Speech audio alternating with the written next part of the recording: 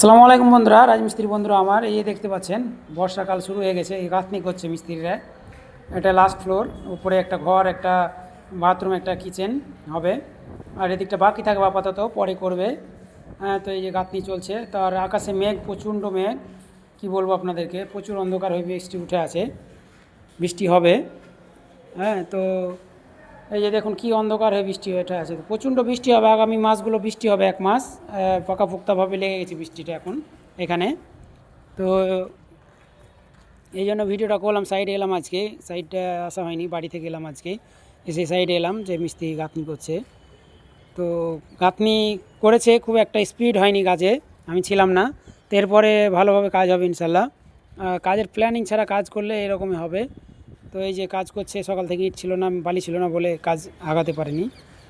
তো এই যে ভিডিওটি বানালাম, যদি ভালো লাগে অবশ্যই লাইক কমেন্ট শেয়ার করবেন, আর বন্ধুদের দেখার সুযোগ করে দেবেন, আর সবাই সাবধানে থাকবেন, সামনে বর্ষাকাল আছে। ধন্যবাদ সবাইকে।